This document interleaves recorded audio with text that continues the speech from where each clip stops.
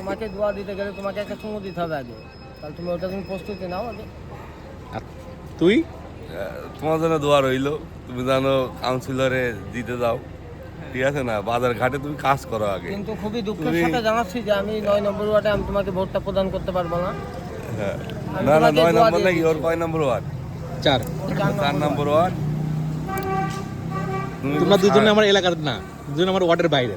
হ্যাঁ, তুমি না ভাই, তারপরেও 4 নম্বর ওয়ার্ডে হচ্ছে আমাদের এই যে বাজারের ভিতরে যেসব রাস্তা আছে এগুলা যদি আপনি একটু মানে এটা যদি আগে দেখতেন।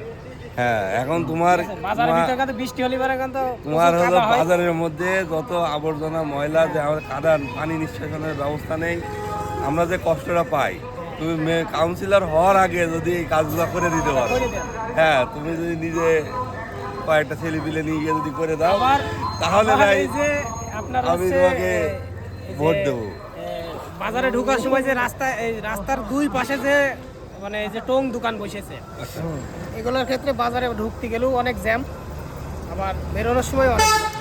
ঠিক আছে, এই জিনিসগুলো যদি ঠিক করা যায় আমি মনে করি যে সাধারণ জনগণ এটা একটা স্বস্তি পাবে। কিন্তু এটা কাউন্সিলর হওয়ার আগেই তোমার করতে এটা হবে। করতে হবে। কাউন্সিলর হয়েই যে জনসেবা করা লাগবে এমন কোনো বিষয় নাই, বা মানে আমার এমপি মেয়র হওয়া লাগবে এরকম কোনো বিষয় না। জনগণের জনগণের কাজ সেবা করতে হবে। ইচ্ছা থাকলে সবসময় করতে হবে।